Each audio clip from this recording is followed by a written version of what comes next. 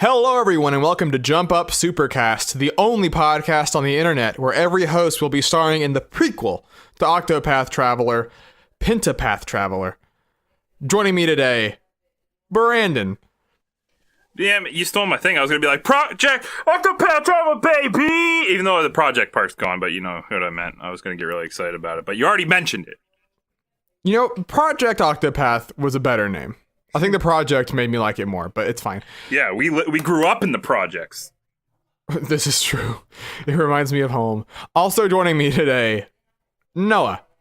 It's finally out! Yay! And Seth. Well, true fans believe that Hexapath Traveler was the best in the series. I don't like... I know who this character is, and I don't like them. I don't like this one bit. I don't know what you're talking about.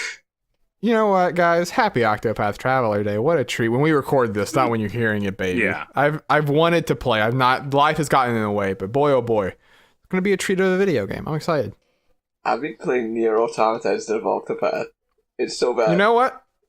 That's fine. That's fine. I started playing Captain Spirit, and it very upset me because Oh no. there's no fucking achievements. It's considered a demo technically, so there's no achievement. Oh no, they got you. That's the whole reason you showed up. No, I mean not really, because I love the Life is Strange. So I mean, I'm still gonna play it, but you know. Yeah, I was very excited to but get some that easy, is a shame. easy achievements, but you know. That was when we mentioned that game. That was the first thing you said was easy Chivos. That is a real shame that the plan was ruined. But besides that, you've had a good video game week otherwise, everyone? Yeah. Oh, yeah. Amiibos came out today too. Oh boy. Yeah. Amiibos came out today. Yeah. You're right. They did. Pearl and Off the Marina. hook, Oh, what a baby. treat. Yo, you see what they give you in the game? Yeah, you get to dress up yeah. as them. You can be Biggie Smalls. You can be Tupac Shakur. I know. God I can't damn wait. it. I'm going to be. I was about to mess up and say Bismarck Key, which is very wrong. I wish. That would be the dream. Yeah. The Biz. Man, I'm going back to play Def Jam Oh, Fight boy. for New York now, just so I can play as Biz Markie. Oh man, what a treat. Well, I mean, man, Def Jam Fight for New York. What a throwback. We don't get games like that anymore. You know what I'm Yeah, saying? I know it. We don't get don't. games. What a treat that game was. Games are too expensive to make now is the Yeah. problem. But you know what? That doesn't mean that we have a dearth of video games. It doesn't mean that we have a lack of them. It just means that we have different kinds, True. right? Right. And so, you know, I was looking at, I guess we'll get into the sort of news of the week. And there was a headline I saw that sort of made me think of a conversation we already had a little bit of back a couple weeks ago on this very podcast, where there were an interview with the head. It was, I forget his name. He's the head of publishing in Japan for Nintendo. And he said that he wants there to be 20 to 30 indie games on the eShop every single week on the Nintendo Switch. A lot of games. That is That seems a bit excessive. that was going to be my first question. Does that seem a bit excessive? And Noah has given us the answer. I mean, we kind of discussed this previously with, fucking, iOS and Steam and how, Yeah. there's, so many games that come up on display that you miss out all the good ones. It's just too much. It's a clusterfuck, basically, at that point. That's the hard thing, right? Is that you just know, because I mean, I think that it's worth saying that there are still successes clearly on the eShop. Hollow Knight is one, right? That was actually a thing I didn't cover. Hollow Knight in the first week on Switch sold 250,000 copies, which is a big deal for an indie game. That game will probably end up in the long run potentially having, 1 million copies sold. We know they said in that same press statement, there are several indie games that have all passed 1 million units sold on Switch. We know that Stardew Valley was one of them, which is man, that game is just perfect for Switch, so it makes sense. Mm-hmm. But so there are clearly still successes on the platform, right? But like Saf was saying, there does feel like, what do you think is sort of the Goldilocks zone? The not too much, not too little, just right. What do you think is about that? I feel like that's subjective. It's hard, right? But I mean, looking at the market, right? Because there's a lot. Because I looked this week at the number of releases on the Switch and on the 3DS combined, right? And those 3DS games will drop off, but a lot of them will just move to Switch, you know? And there was roughly 27 games that came out this week. So we're already sort of there, but there was a lot of games you would have never heard of, right? Just games that have come and went that people will be unaware of ever happening. And where do you think is sort of the cresting point numerically of this, like, people will just not be able to see that this game even came out, right? If you have this many coming out in a week's span. Do you think that like 15 to 20 is okay? Do you think that there's more or less that you could do? See, that's the problem. Is like you ask people who actually don't do this for like a living. Like we're not marketers or anything like that. We're just fucking fans. So we can't. But as a consumer, right? We're consumers, and that's the people that buy products are us at the end of the day.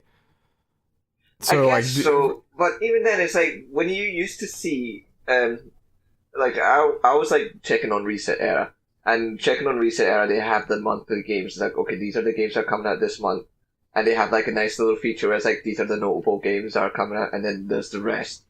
And even then, I feel so. It's like, I feel so. That's kind of decent, all right, enough to like see what's happening and which one picks my interest. But even then, I'm not too sure if that's too much. You know, for me, it's alright, but I'm not too sure if like, it's too much for anyone else. Because I look at those too, and sometimes even the notable games will be too much, you know? Mm-hmm.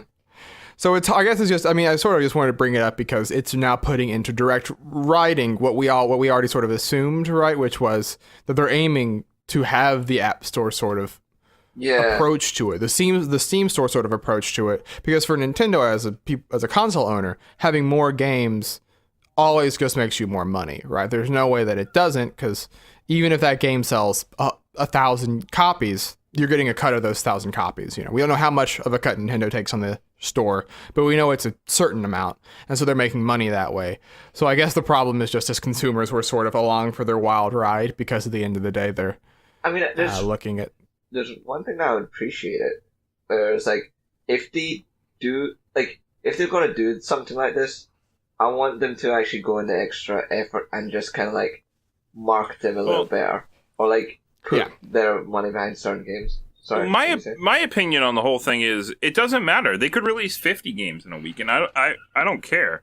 It's just they need a better way to work that you can organize games. So whether you're sorting them by new releases, sorting them by bestsellers, but like, you know, or some highlights, you know, it needs to be better sorted out. And like maybe sort the new releases by which ones like sell the best, you know, new release bestsellers. Like there needs to be more categories so that the good games don't get lost in the shit. That's all we really need. That you can release as many games as you want, and it doesn't matter as long as there's a way that the good games get recognized.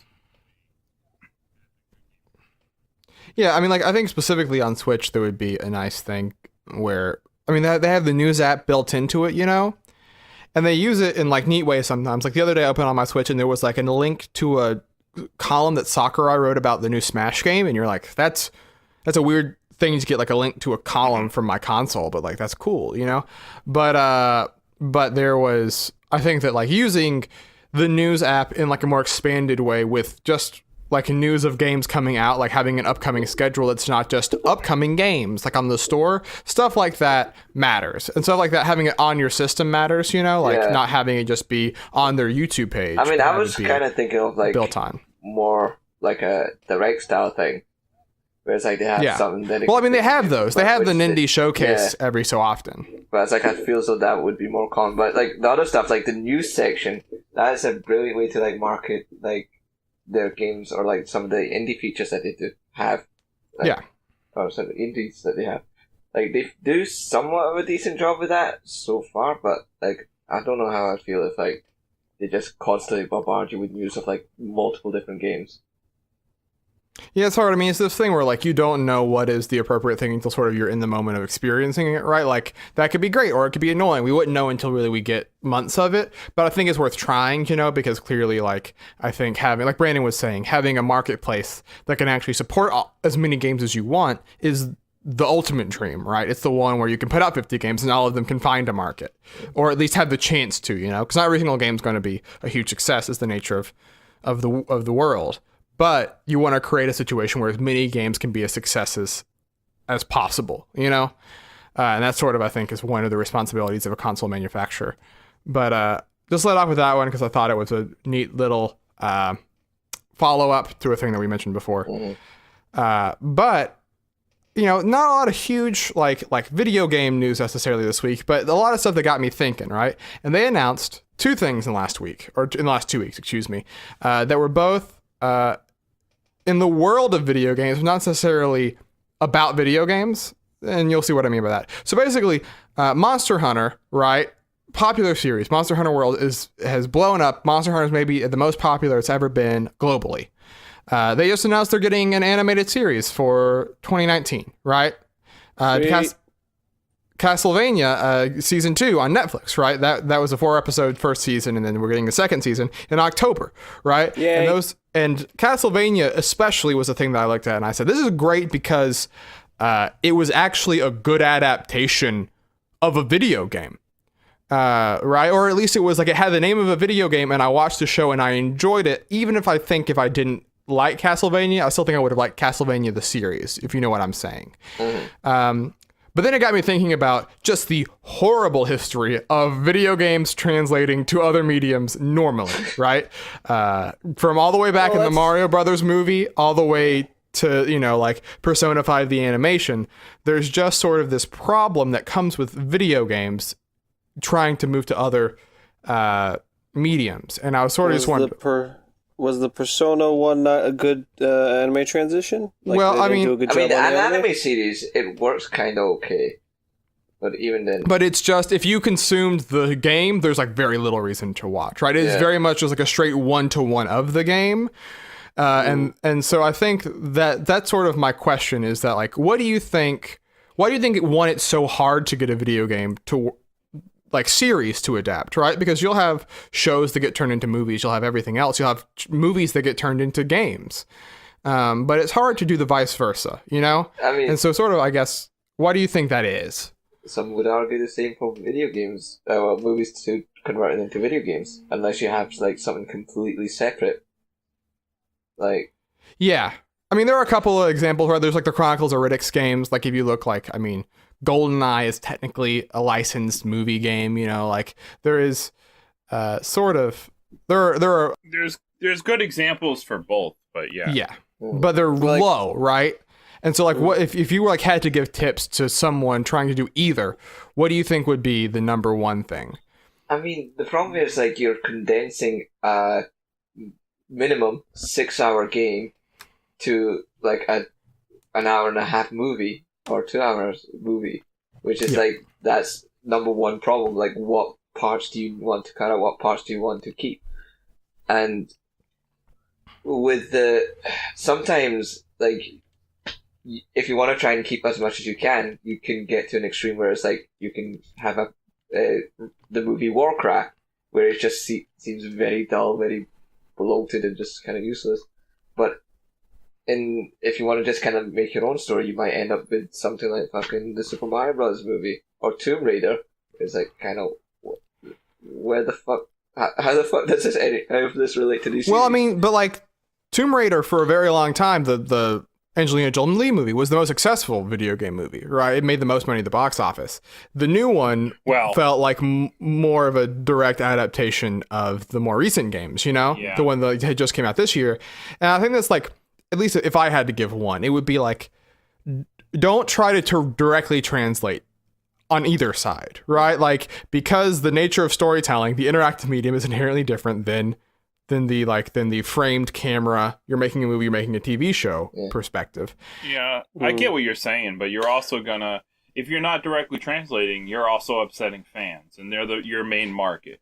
And well, I don't know. I mean, like, Castlevania did a good job because it also did a game where there wasn't a ton of filled out story. There was just sort of the general idea in Castlevania 3, and it filled in gaps that were neat and interesting, right? Like, use the framework of the game, use the general aesthetic, the general vibe, I guess to say, of the series, but like use that as the launching point to tell the story. Sure, but that's taking, and this is a better medium because they did it as an episodic thing where you could have Instead of a movie where you're restricted to 2 hours, you can make it into. Well, I mean, Like some would argue, the series itself was 4 episodes, so it was like 2 hours. Some would argue Danganronpa is like is another good example where it's like it's a video game that's got converted to an anime, and they've done a pretty decent job of it.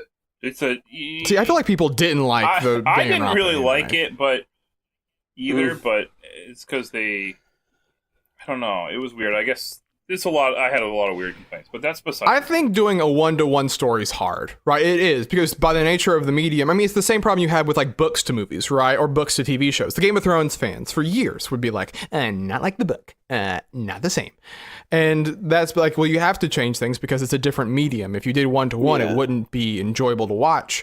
But because you're doing because you are doing the general same story beats, people will compare it to the first thing they experienced and will normally compare it negatively, right? Same with Danganronpa. You see the changes they made and you say, I don't like those. I think a good one, though, that did a good job was The Walking Dead, who they converted comics into a TV show, which they didn't follow it exactly, but they used the same kind of base, and then they, like, the stuff that happens is the same, but they changed like a lot of stuff.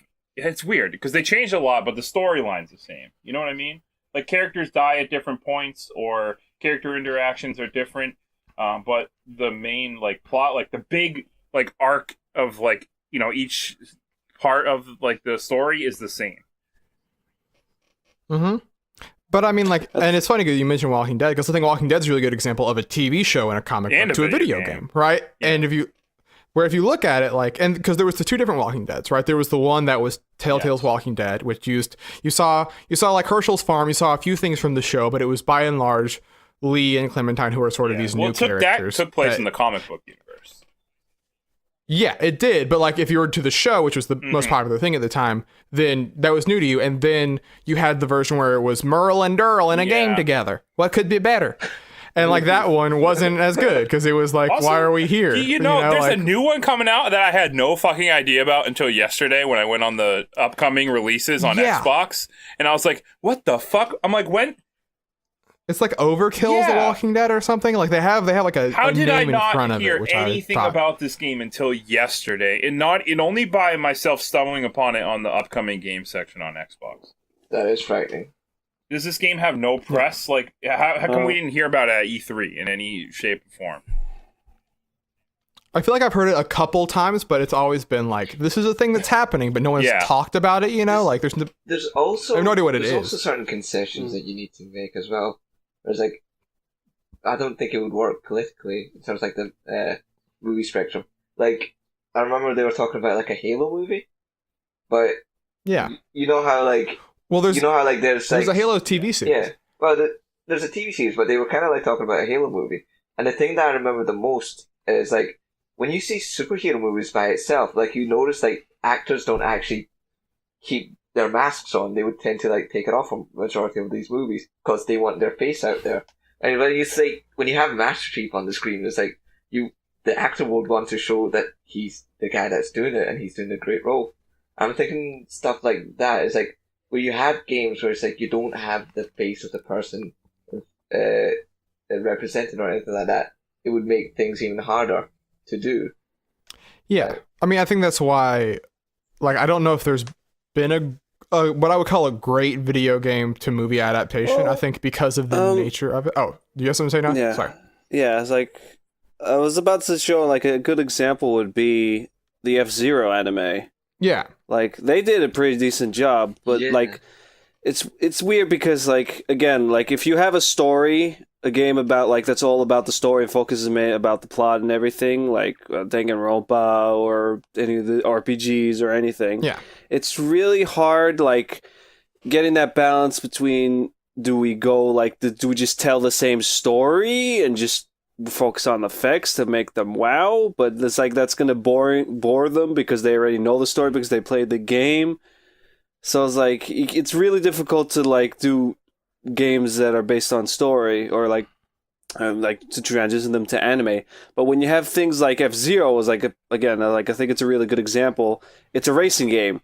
You have the characters, you have the machines, but it's a racing game. There's like no real story. Yeah. So animes and shows can take advantage of that and use the characters in the game to create backstories and make a story for that. Yeah. So like what the F-Zero anime did is like they literally every episode there was like a little tiny main plot. It wasn't that big, but each episode was basically a backstory for each character that was in the game. So like they had a story character for like the main character. I forgot his name because he's dumb. They had one for Captain Falcon. They had one for Dr. Stewart. They had one for Pico. They had one for Samurai Goro. Yeah. It's like it gave you a nice different side that you didn't see in the games as much. And it like leveraged. So it is possible they can do it as long as like they focus on the right aspects. And it leveraged stuff that like they couldn't leverage otherwise. Like, I mean, probably the most famous scene in that anime is like the Falcon Punch. You know, like it's just where and like they can't ever do the Falcon Punch in the F-Zero games because it doesn't make sense. You're in a car the entire time. Yeah, exactly. But like you get to see this what became a meme status thing for a while. Like just in big animation, it causes a whole black hole to appear. And you're like, this is great and dumb, and I love it because I'm not like invested like. If they get Captain Falcon a little weird a couple times, no one's like, oh man, the deep characterization of Captain Falcon, they got it wrong, you know? Mm-hmm. But like I remember for a long time last gen, there was like the Uncharted movie or the Last of Us movie, like in production. And I'm like, I don't want to see an Uncharted movie. I don't want to see a Last of Us movie. Like I want to see an Uncharted movie. Maybe I'm in the Uncharted movie is more workable because it's like an Indiana Jones, but like especially Last It could of Us. just be a standalone like Drake adventure, right? That would be fine. It doesn't have to relate to but like why wouldn't I just I would just enjoy a game, right? Like I would just enjoy an Uncharted game more than an Uncharted movie because I'm getting a full cinematic experience. I'm getting a full story with character arcs and everything along the way. Same for The Last of Us, especially because a lot of them were going to just be straight up adaptations for when those movies were in production. You say that, but you can. Yeah, I'm but still like get flashbacks of fucking Tomb Raider for no good reason. I don't guess. Like I'm just sick and tired of like the two most popular video game movies are movies that aren't actually based on video games but just reference them. Like you got Wreck-It Ralph, but I think that's fine, right? I think that's like I'm sick of that shit. They're great movies, but I'm just sick that those two are the fucking biggest video game movies out there. Yeah, I don't know. Like, I mean, like the Mario movie we talked about earlier on, like on one of the very first episodes of this podcast, right? The Mario movie is coming out later this, like in a couple of years.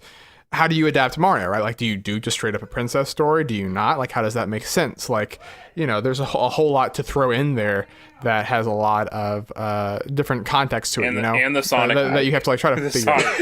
And the Sonic movie, which is like, oh man, I that one cannot looks wait. incredibly dumb in an incredible way. If you've not read up on the Sonic movie, Jim Carrey's going to be Eggman. Can't wait for that. Yes. Sonic is going to team up with the small town cop to get away from the government, which like what? He's so good. He's so dumb. It's so good. He's so good. If Jim Carrey gains weight for that role, I'm gonna watch it in cinema. I'm just gonna buy a ticket and watch it. I don't care who else he's with. Watch 5 times. Did you 5 guys for hear, 5. Though, and I haven't heard anything about like updates about this for a long time. There's supposedly a Borderlands movie in production at some point. The thing is that with a lot of video game movies, there's like in production and they just never happen, right? Like the Halo movie with Peter Jackson was in production for literally 10 years until this new TV series started. And you're like, they just never happened. BioShock was another one. The Metal Gear Solid movie. Metal Gear Solid's another one too, where there's just so... But yeah, so I don't know, like looking at it, it made me think like, because I really liked Castlevania and I want there to be like fun ways to make these series that I love multimedia in like a way that's smart. And I think that movies is probably bad because movies are so big and broad, but I think that Netflix is the kind of space for stuff like this, you know, like where it doesn't have to be too big, doesn't have to be too expensive. You can just do a cool adaptation of Castlevania is a good... Sorry, yeah. you reminded me of the old adventure books for Super Mario. Did you ever read them? I saw them. I never read them. If you ever read them, it was cool.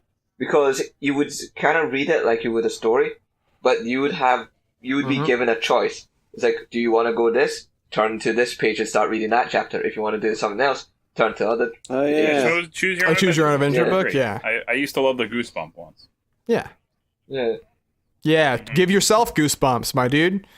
Like, but you know, and now that I think about it, I can't believe we've maybe left out the most successful version of this in the history of all media, which is Pokemon. Shit. Right? Like, Pokemon did movies, it did anime, it did albums back in the 90s, right? Like, it did everything. I looked it up a couple months ago. It is the most lucrative media franchise by itself in history.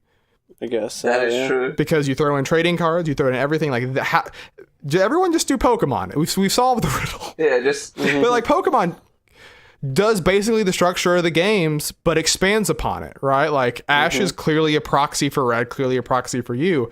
He clearly goes through these same journeys in the same areas of the games that are coming out but so what you're saying continues to be popular and what successful. you're saying is start off as TV shows and advance from there. No, Pokemon was a game Games first. came No, that's what I'm first. saying. When you adapt came it, first, Sam. you start when you're adapting video games. You start off as a TV show and then go on from there. Maybe. I mean, like, it's a thing where I think Pokemon was also perfect, though, because Pokemon was the general structure to a story, but not a lot in the middle to, like, You could fill it add a out. lot to it. It was a wasn't- yeah. skeleton to add meat to, you know? The whole focal point was the creatures themselves, not the actual story. Yeah. So, like, again, like with Castlevania, I think that's it got a really good gig there because it's not purely focused on the story. The story is all about fighting Dracula. So that's the main thing. But what's the focus is? The focus is the gothic atmosphere, the dark, the whip, the fucking fighting, the slaying of monsters. That's your theme. That's what you can focus on. And that can be very well done in that, like, an very action theme. All they have to do is just throw in characters. They already got Trevor Belmont in there. Like, you got Alucard, and there's, like, a few other new people. I forgot who was in there. And, yeah, you already got your setting. So just go ham and, like, make a story out of it. Yeah. And I think that's cool, right? I think that, like, and especially if it's a series like that, people are receptive to it because they want, like, with Castlevania, you want Castlevania to succeed, right? It's not in a great spot right now, so you're like, man, I hope that it succeeds on some front. And the fact that, like, in the last 10 years, the best thing that Castlevania has put out is a TV show is kind of sad, but we take it at this point, you know? And so I think that, like you were saying, I think yeah, that, you've cracked it there. It's like, just take what makes this popular and just expand on what makes it Well, it's popular. easier when you have So something it's like, that is like bare bones, like an NES game, where like the storytelling's not like laid out for you as well as it is in like turning, like we said, like Last of Us into a movie. Well, Last of Us is literally like playing a movie anyway. So turning that into a movie is hard, but turning an NES game that has like bare bones plot into a movie or a TV show is a lot easier because then you can like you get to write it yourself and fans, as long as you have the like the theme there, fans will be like, okay, yeah, this is Castlevania because you know all the stuff that I remember is here, but it has its own original story, and that's fine. Yeah. Yeah. That's not only the case for, like, the NES titles. Like, almost every Castlevania, except for, like, the really modern ones, like fucking Lords of Shadow, which is shit and nobody likes. Like, all of them are, like, main focus point is the same thing. They don't really rely on the story, so that's why it's easy. yeah. So, It's like, not just the NES games. So, like, even the DS games, the Game Boy Advance games, even some of the PlayStation 2 games, it's all basically the same thing. It's just fighting Dracula in a different scenario, in a different, like, spot. like, I mean, imagine if instead of doing the Sonic movie, they just do like what they're doing with Sonic Mania Adventures. If you haven't seen that on YouTube, it's just little 2-minute shorts where Tyson Heath, who does the trailers for Sonic Mania, he animates just cute little like segments where it's like 2 minutes long, right? Imagine if they did a Sonic animated series in that style, you know, like, I mean, I would be immeasurably excited. Like, I would be so happy, and I would like actually want to watch this for the desire to watch it instead of this like dread of the dumpster fire that will be the actual Sonic movie that they're going to drop 10 times as much money into, this you is know, also a like series that had they're kind of successful cartoon series as well. Sonic Boom. yeah. I mean, yeah, you're true. It's true. Yeah. So, like, I mean, I guess that's sort of the answer is we may have actually cracked the Just, code on this one, boys. just turn it into a TV series and see what happens from there.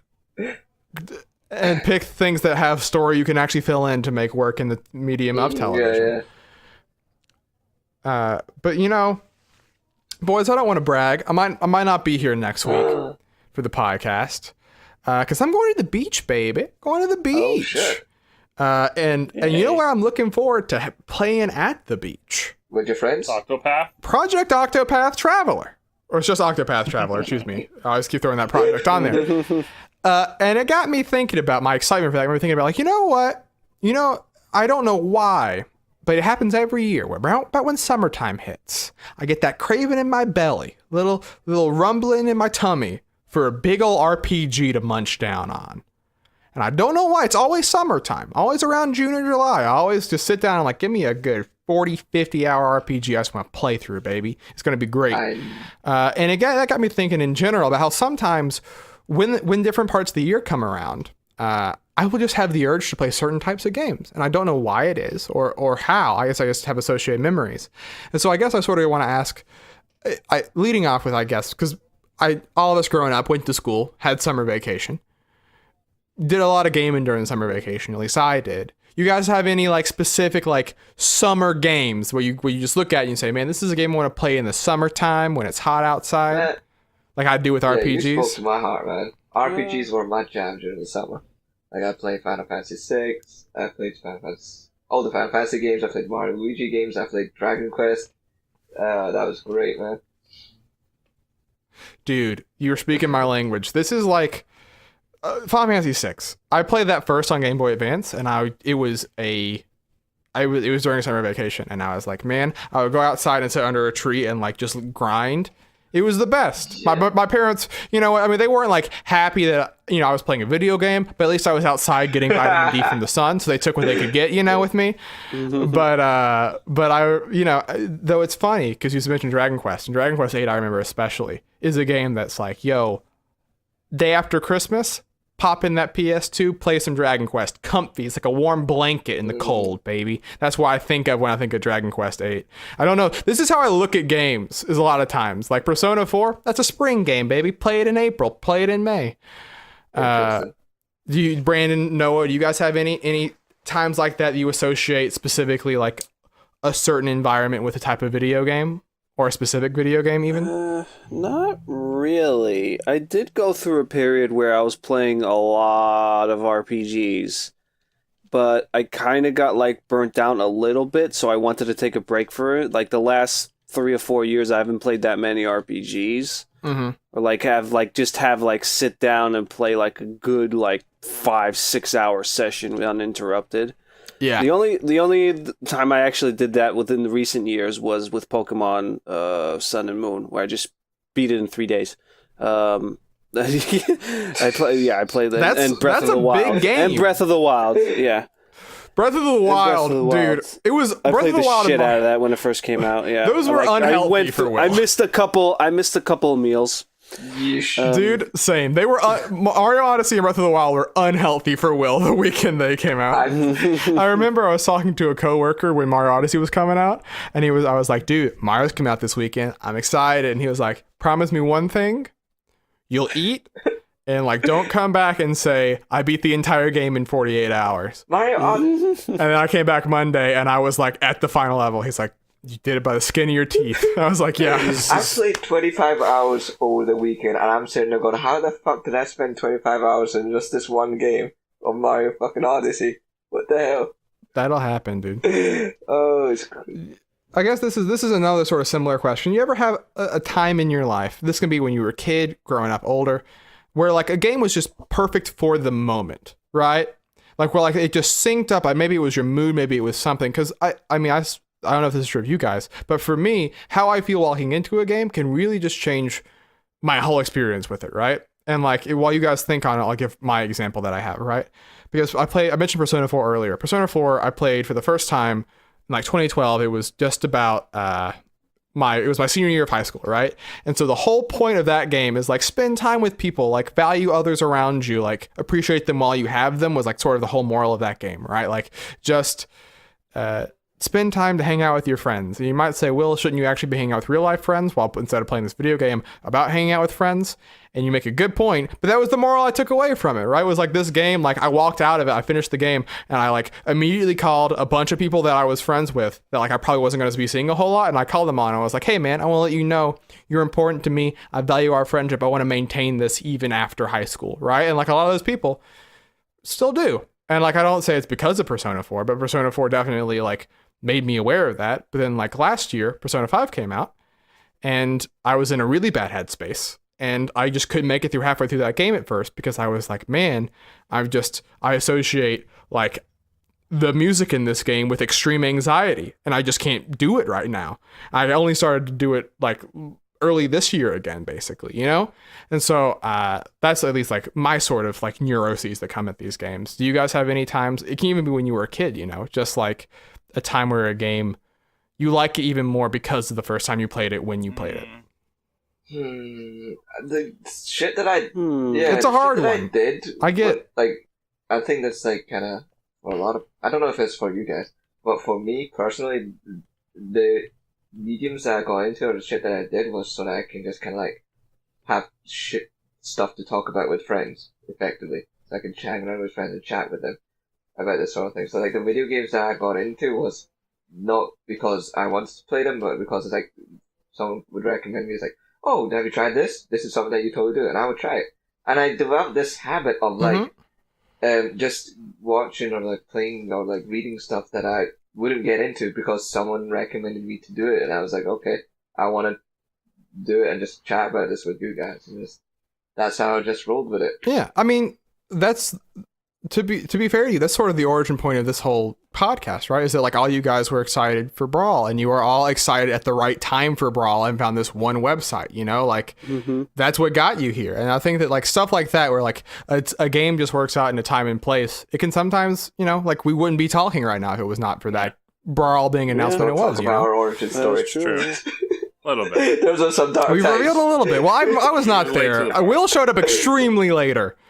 Will's the one that they add like the 7th season into the show, where like the ratings are going down, and they're like, we need to add some. But I'm the Scrappy Doo. They added me in, and people said the show just went to garbage. Well, you're not the Scrappy Doo because Scrappy Doo like ruined the show. So I mean, or the what the hell? What was the alien from fucking Flintstone? Oh shit, the green guy. Oh no. Oh, yeah. I have no idea what the fuck it is.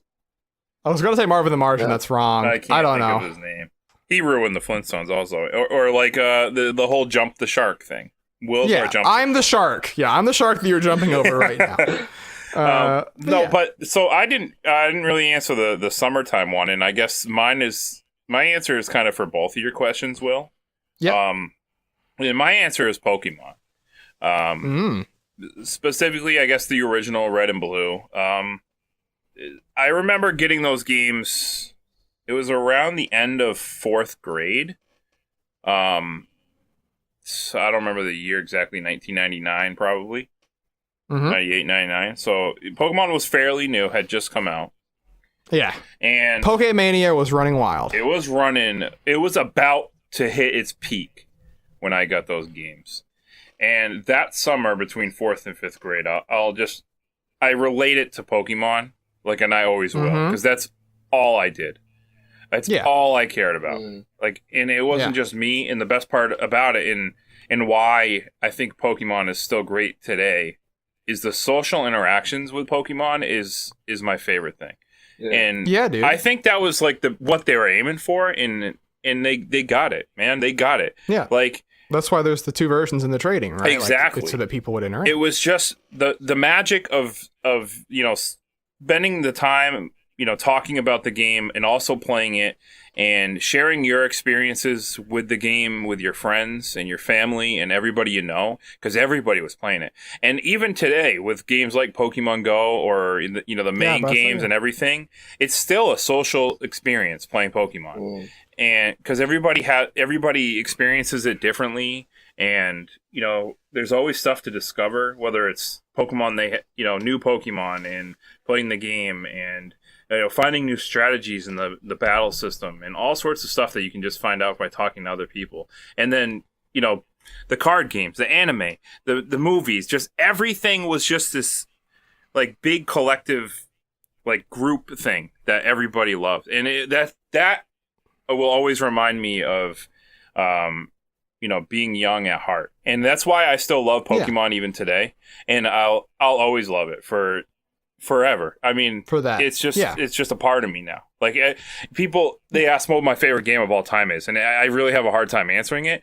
But if somebody said, "What's my favorite game franchise of all time?" It's Pokemon. Man. Just because Yeah. of that, right? And like, I mean, I just to bring it to like a more modern example that I feel the same way about Pokemon. I love how in the build up for Sun and Moon, especially, right? Some people say that they reveal too much, and I get where they're coming from.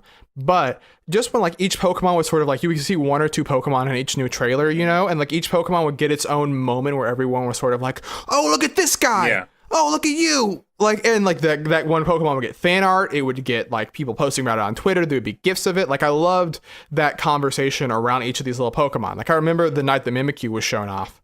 I was visiting my aunt in Seattle, and I was laying in the guest bed, and I saw Mimikyu, and I said, "This Pokemon is great." And then I went onto Twitter, and it was just everybody yelling about Mimikyu, and I was like, "Yes! Like, this is so much fun." I'm envious of you, man, So yeah, with your love of Pokemon. Because, like, whenever you talk about it, the thing that instantly flashes in my head is the time where I was like, they were running out promotions for Pokemon. It's like, oh, if you go to this store, you can get Arceus. And I remember I really wanted the Arceus, so I had to go to a game store. And it was... I could not go... Like, it was the biggest struggle in my life to go to a game store and just try and download Arceus with a whole bunch of other fucking nerds just standing around, just doing the exact same thing. Like, I had to swallow a lot of pride to do it. And I just remember thinking to myself that never again.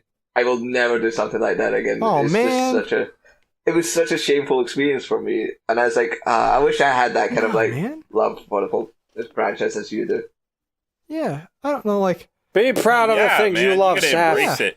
Like, you know, walk up in there and I'm here for Arceus, and you know, start talking to people about it. That's like, I guess that's what I love. because a lot of the people were kind of kids as well. It was like, I'm like fucking 16, 17-year-old fucking angst. It's like, no, no. Oh, yeah, that's the age where you would be nervous about it, to be fair, I guess. Like, I don't know, like, I used to be like that, and then, I don't know, like, I've come to value, like, like, when a thing is a unique moment that cannot be replicated, right? And so, like, I remember when the Switch was coming out, I was like, do I go to the midnight launch? And then I was like, man, how often do we get a video game midnight launch? You know, like, how often do we get this moment where, like, everyone's excited for this one big new thing? You gotta do those things. Those are the things I live for, man. Yeah. If you know me at all, I'll go to the midnight launches. Like, I'll drive to the movie theaters for the anime movie that's only in the theater for 2 days that I want to see. Like, you know, I'll wait outside for 5, 6, 10, 12 hours for a fucking amiibo. Like, those experiences, man, they can't be replicated. Still waiting for Halo. Still waiting for Halo. But those experiences, man, like, are something else. Like, because, you know, going to anime conventions, stuff like that, just stuff that you are passionate about and that you love, you got to take the chances. You got to go do them because you meet a lot of people, you have fun. There's just, you know, it's experiences you'll never forget. Like, I'll never forget, like, me and Noah slept outside Target for a fucking Jigglypuff amiibo. Yep. Oh no, dude! We didn't sleep. No Stayed up for like it was like a good. Did not do that. What was it? 7 hours? I think we got there at 10 p.m. Waiting outside we were the first for people midnight. in line, and there was actually. Oh, so it was like 9 hours. Never mind. Unbelievable. For Jigglypuff, I love that it's Jigglypuff of all the amiibo. That's all so the good. fucking people just leap out. Oh for man. Yeah. Like, I don't know, like, I remember, and because you all, like, like Brandon said, like, the people you meet sometimes too, right? Like, I remember this at the Switch launch, there was, like, a bunch of, like, you know, clearly nerdy people around, right? We all showed up for this launch. It's understood. And there was one guy who, like, had a cane and, like, had sort of, like, a weird look in his eye. And I was sort of like, oh, he's got an interesting look about him. And he was in line behind me because we did the pre-receipt things. And I started talking to him, and he said that, like, back in the 80s, he was in the military. He got injured just like doing a drill one time, and he was bedridden for like 2 months. And one of his buddies who was in his like squad with him brought him NES and Zelda, the first one. And so when he couldn't walk, he would just play Zelda to like feel like he was on it. So he feel like he was exploring, you know? And ever since, he would always go to the launch of every Nintendo system and would always go to the midnight launch of every Zelda game and would buy 2 copies, one that he would play and one he would keep sealed. And he showed me the photo on his phone of just all of the Zeldas like in this cabinet there. And I was like, man, that's awesome. This dude's awesome. Like, and I was so happy that like, because at first I was like, I don't know if I want to talk to this guy. But then I was like, afterwards I found out like, nah, man, like this is a guy.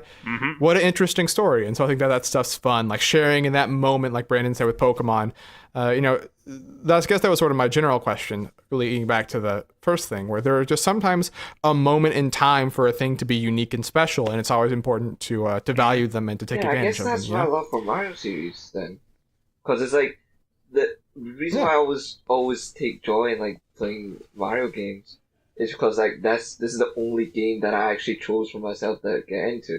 Like those are the first games that I played, and no one has ever recommended me to play those games at all. Like, I would always jump to playing a Mario game on whatever Nintendo system I have, and I would always have a lot of fun with it.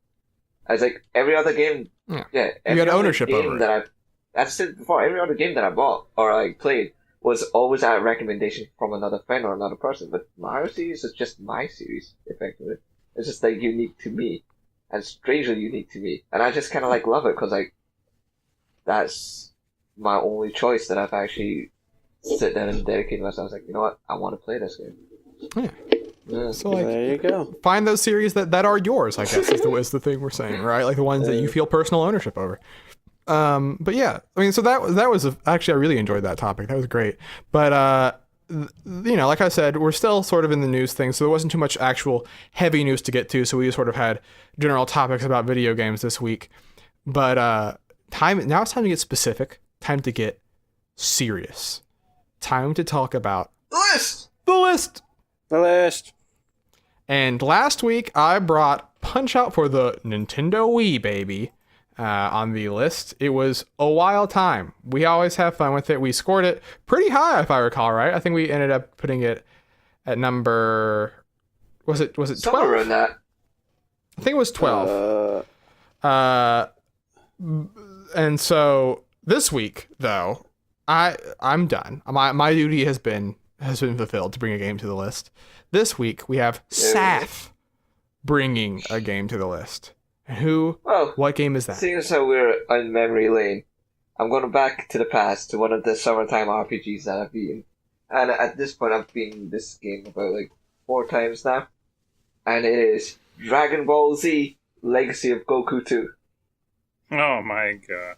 Dragon Ball Z Legacy of Goku 2. This is a game that we played on an OG, long lost podcast that we did. We also had a game club before. And we played, Saf picked that game. It's also a game that I played as a child too. Or I would say a teenager. So I have a lot of experience in this game. Where the fuck is Punch-Out on this list, by the way? We do not. I don't think we added it. Well, but there's the podcast record. We know where it is. But I think it was below Shovel Knight. Below or above? I think it was above. I think it was below Mario Bros, but above Dragon Ball. So, though this is Dragon Ball Z, the Legacy of Goku 2, Saf, explain to me what this is. This is an action RPG series based on one of the story arcs or the sagas of Dragon Ball Z. Which saga is it? The Cell Saga. Oh no! Yeah. Got the Cell games. The Cell games. The Android and. Do we get Frieza cut in half? Yes, we do. We have a lot of the key moments of Dragon Ball Z just fitted into that game. We have all the fucking dub music in that game, like the fucking Bruce Faulkner shit. Oh, that's the thing I love about that game. The Bruce Faulkner soundtrack in that game is just very good. Yeah, the GBA sound chip is trying its best. Oh, for sure. Yeah, it sounds awesome. Yeah, it's So, Saf, you said this is an action RPG. How the heck do we do an action RPG for Dragon Ball? Well, what you do is you cut out all the bullshit, keep the key story elements, and just focus on 4 different characters. I think it was 4? No, 5. You had Vegeta, Goku, Oh yeah, Piccolo. Gohan, Trunks, secret character Hercule. Yeah, Wait, is that real? that was real. yeah. You could. I never unlock got Hercule. Oh man, not my I think you might have had. I think you might have had to level up everybody to level 50 or something like that. Oh yeah, for sure. boy, well now I know what I'm doing with my vacation. Sorry, Octopath, I'm getting Hercule in Legacy of Goku too. Yeah. Yeah. So this- 6 characters. Okay. You cut it. This fucking Garlic Jr. saga. You cut that shit out. You put that in like a fucking overall side in the questy bin. bullshit thing. A little Yo, side quest. Yeah. That's cool, Yeah. actually. all the movie stuff too was side quests. Cooler Yeah, was in the yeah. game, I remember, right? Yeah. Yeah. Because Cooler was in the game, where it's like you get like all the Namekians and shit, and then you fight Cooler as a secret boss. They even made they didn't make the shit. They added the filler into it, like the General Tao. I love that they added filler. That's very funny. Yeah, like it's like you had to like get a Dragon Ball from fucking General Tao and his fucking group of fucking animal gangs and shit. Mhm. Yes. It stayed so faithful to the source material that it had the dialogue in that game was an exact 1-to-1 translation from the English dub at the time. Yeah. Well, and it was 1-to-1 also translation. an American developed game. I think it was developed by Webfoot Technologies. And I remember it had the Infogrames logo. which always makes you sound like you're stupid when you say it, but Infogrames, yeah. It was Info- weird. there you go. But so here it is, Saf. This is action RPG on the Game Boy Advance. Got that Dragon Ball content in it. Where do you want to put it on the list? I want to put it at the very least somewhere below Super Mario 3D Land. I don't know how far below Super Mario 3D Land, but I want to put it below Super Mario 3D Land. That's literally half the list. It's like right in the fucking middle. Yeah. Go away. I was looking at just above Nintendo Land. Okay. So that would be 27. Below Shadow of 27. Memories, above Nintendo Land. I have vague memories when I played this as a child. I have fond ones, but I mean, I don't know if there's... I feel like it was probably not like... I remember sometimes being annoyed by the combat. Goku's punch. It was very... What's the word? Not unforgiving. It was the controls weren't like 100% There's fluid. something, though, that we didn't mention. Because he said it's Legacy of Goku 2. Now, he's not talking about Legacy of Goku 1, which this game improved like tenfold over that game. If you've ever played Legacy Goku 1, that game is an awful mess. And this game, like comparatively, is like a fucking masterpiece. Like But the combat, though, is still not perfect. It's kind of like... It's kind of iffy. You can kind of cheese it sometimes, too. Yeah. Yeah, and they can cheese you. Yeah. Like, you get hits down like They a can motherfucker. easily cheese you, Yeah. But that's So- you're not skilled enough. I mean, so like, I feel like I can sort of generally agree with where Noah would put it, I guess, I would say. Yeah, like Super Mario 3D Land was my upper limit. Like, I would not put it anywhere above it, but anywhere below it, I'm absolutely cool with. Okay. I mean, is it better than East? that was my question. I think I might like East more. I think I might like East more, to be honest. Legacy of Goku 2 is longer. And the combat... It is longer. The combat, honestly, might be a little bit more engaging. They're very similar, They actually, are in a similar, lot of yes. ways. They're very similar RPGs in structure. Yeah. There's a more complete story with Legacy of Goku. Too. I think that, like, for me personally, Yeast is maybe more interesting just because of like the backstory of it. But I think that probably Legacy of Goku is a better it's game. a meteor game. Yeah, I Yeah. think it's better. It is better actually. Now, upon further reflection, upon review, do we put it above Nintendo Land? Yeah, Nintendo Land's cool, but it's just a series of like mini games that range from Minigames. pretty damn good to also really shitty. Okay. Shadow. I would not put it above Shadow of Memories, I think. No, I I wouldn't. mean, I no, that's a safe could bet. be convinced, but I'm not hissy about No Chomp one's it a bit. willing to convince you. Yeah. And I wouldn't put it above Mario that's a Tennis decent Aces, place. and I don't know shit about Nier, so it's like that sounds like a pretty good place for it around then. Yes. Yeah. I think that's good. I think right below Shadow. Right below. Yeah, put it below Shadow Memories. All right. So there we go. So that puts it at number 28 on the list, which I guess we'll do the surrounding games. 26 I will put it Near there this Replicant. time. Thank you. 26 Near Replicant. 27 Shadow of Memories. 28 Dragon Ball Z Legacy of Goku 2 for the Game Boy Advance. 29. That's a mouthful. 29 Nintendo Land. Number 30 East 1 Chronicles. There you go. It's still good games. And then right below it is Crash Bandicoot at 31. So we're still in the good. Even that low on the list, we're still in the pretty damn good game. Still in the good game. Oh, yeah. Yeah, Dan. Yeah. Not in the killer death pit that is Donkey Kong versus Metroid Other M. Truly, where chaos reigns. The Simpsons arcade is the everything after that is like I don't know about that. Simpsons Arcade is the gatekeeper at that stage. It's the gatekeeper of the good. You want to be a good game, you got to be as good as Simpsons Arcade. Mm-hmm. But that is the list. As always, you can find it in the description. That is the podcast for this week. Had a good time enjoying conversations about video games. But now, you know what?